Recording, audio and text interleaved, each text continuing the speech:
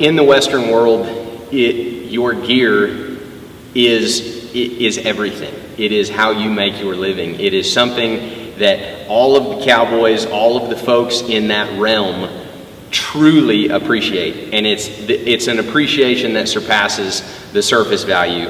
It is sincere, deep down, heartfelt appreciation and desire for quality, as well as uniqueness. Like me, no one wants to have the same exact thing that the next guy has. So that's where a handmade craftsman comes in. They can build you that unique piece. They can make it as wild or fancy or as subtle and subdued as you might desire, but you can have your own unique flair, and your gear, your saddle, your leggings, your boots, your spurs, your hat band, every little intricacy plays a part in conveying your unique personality. Some guys are wearing pink, some guys are wearing zebra stripes. It's the little world inside of the cowboy world that the uniqueness and the flair and the style really comes out. And a lot of these craftsmen in the Western arts are able to help be a part of expressing someone's personality through the pieces that they make. So that was a huge draw for me, because I got to be a part of that. The uniqueness, as I and many others like to claim, building what we would consider an heirloom quality piece that will, in many instances, get used hard, but will be well taken care of and well appreciated, and something that you're going to try and pass down to your kids. There are going to be some things that you, with that many years of use, you're just going to wear them out. But a lot of times we've got leggings, we've got pieces of various things that people have worn to the point that it's not something that you can use day to day anymore, but it went in a display case or it hangs on the wall. A lot of leggings end up on a wall or hanging on a rack in someone's house when they have been retired. But the memories and all of nowadays, the pictures and the cool things that you're exposed to in those pieces, you remember and you cherish. And so it really is, it's a part of somebody, and their appreciation for it makes a big impact on how you feel as a craftsman to get to make those wares. My growing up in Rock Springs as a small child, we then moved to Kerrville. I graduated from Tivy High School there in Kerrville in 2009, and my desire for a family and for a lifestyle was always that of what you would find on a ranch, in a rural place. The slower lifestyle, the opportunities for really allowing yourself and your children to experience not necessarily hardship, but challenges that oftentimes you don't face in the same sense in a city. Rock Springs is an hour from the closest Walmart. We have a small grocery store. We have a couple of gas stations. It's a wonderful place, but it's a town of 875 now. It's a very small community, but that lifestyle, my wife and I are fortunate enough to get to live at the ranch. It's about 7 miles southwest of Rock Springs, and it is the typical funny farm with all the animals and the dogs and the cats and everything else, and our 2 small children are getting to be brought up in a culture of hard work, determination, self-reliance and self-sufficiency, as well as just really getting to see life and the appreciation for agriculture that I feel can be a soapbox, but is a very, very, very integral part of our society that most people are blind to. Death, life, all of those things are something that my kids see on a day-to-day basis. From we go out and we shoot a deer, and that evening we're eating some deer meat, or there's predation and a predator is preying on our sheep or goats, and we kill that predator to protect our livelihood. our 4-year-old and 2-year-old get to see those things, and it's not a surprise, it's not a taboo. The conservative lifestyle that we live, God first, family second, we are proud of that. We are very deeply rooted in those ideologies and visions for what we see as beneficial. And so I guess getting back to your point of that slow lifestyle, the handshake is your bond type of way of living is just of utmost importance to me and my family. When I was mentoring under Wayne Decker there in Round Rock, there was a leather show coming up that I was bound and determined to build something for.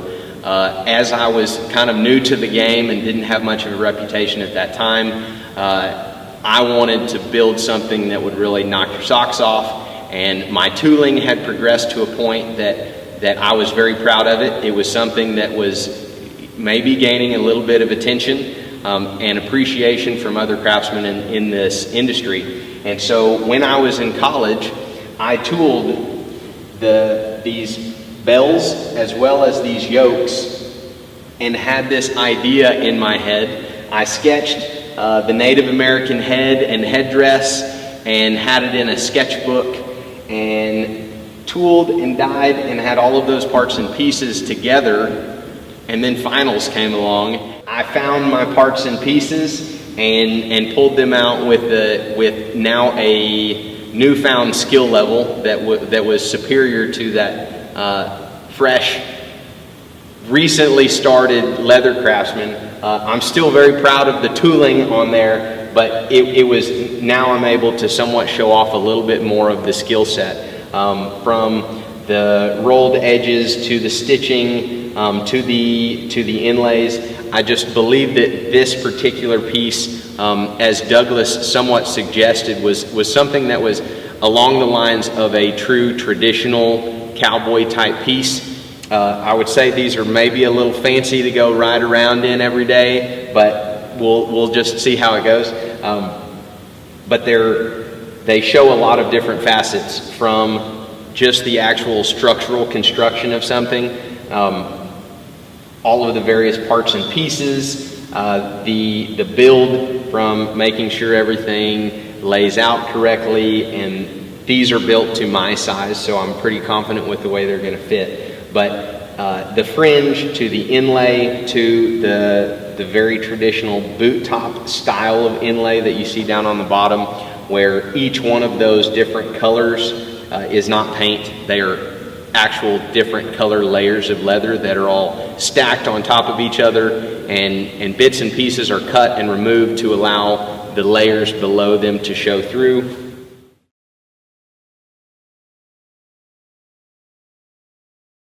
So typically in my shop you're going to have mainly two different types, veg tan and then chrome tan, aluminum tan, something that's going to create more of a shap type leather. So when we say a shap type leather, the terminology is referencing something like actual shaps, but we would use it for duffel bags, we would use it for lots of more supple type pieces. It's going to be a thinner weight leather.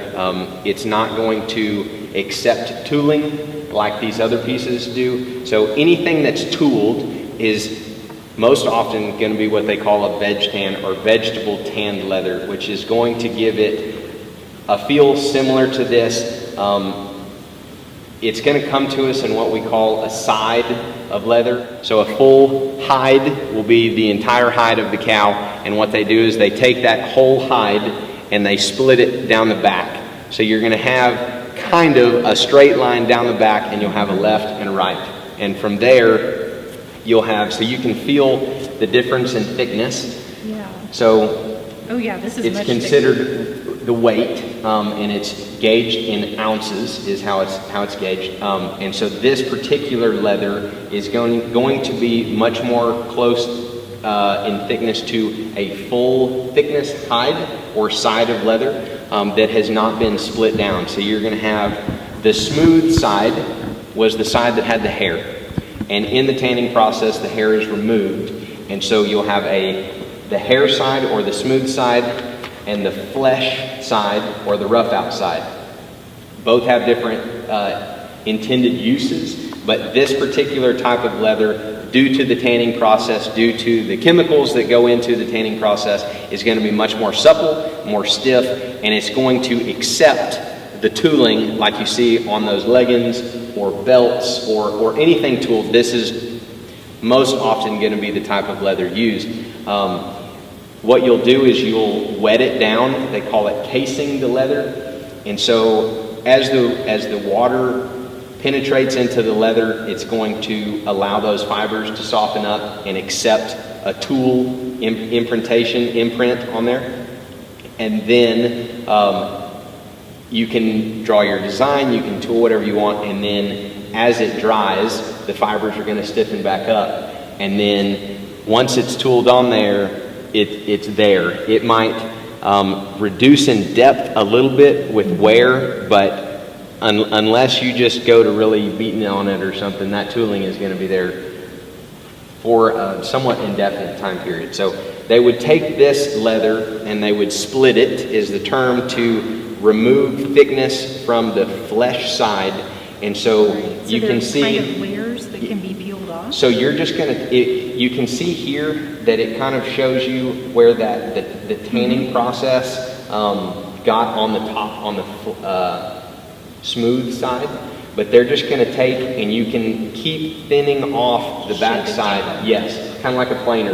Okay. So you're going to reduce thickness, and each time you might take a couple of millimeters off of the back. And so it would start, this still isn't full thickness, but it's going to start closer to that. And then we can split it down to something like this. So this thick stuff is typically what's going to be, say, used for like a saddle. Okay. Or something like that. This is very rigid, and I was going to ask you what you would make. You would make a saddle possibly. So the various parts of the saddle are going to be this, or oftentimes a little bit thicker. Fenders, stirrup leathers, all of the cantle, the swell, all of those various pieces, and the side itself will have parts of it, say down in closer to the belly, where the fiber is not as tight. And so those pieces you will use because they have more stretch. And so you can thin them and you can cover something like swells or the pommel of a saddle by stretching and gluing and compressing it around. So we'd go from something like this, we'd split it down to that, then we could go down to here, and then we could go all the way down to something like that. Wow. And so gauged in ounces, I'm typically going to use, so this would be considered probably like a 12 to 13 ounce. And then we would go down to something like a kind of a belt weight leather, which might be a 7-8 ounce, down to a 4 to 5, down to a 2 to 3. And a 2 to 3 is going to be something like what you might use to make wallet interiors or line the back of something. So veg tan leather, you can split it down, but it's still going to accept tooling and maintain that tooling for a long time. Then we'll jump over to a second type of leather. There is, as the name states, going to be much softer, much more supple. That's very soft. And once again, it's going to have started as a full thickness. They're going to split it down to get it to a desired thickness, which this we would say is like a 4 to 5 ounce, 5.5 ounce leather. We build lots of duffel bags out of leather of that thickness, and that is just cowhide. That one is. Then the other two that I brought, as I mentioned, these are both American bison in a shaft leather. So the back of this acts as tote, as well as the bird bags over there. So this one is a really nice, pretty pebble grain, and it's showing some more of the impression of the hide itself.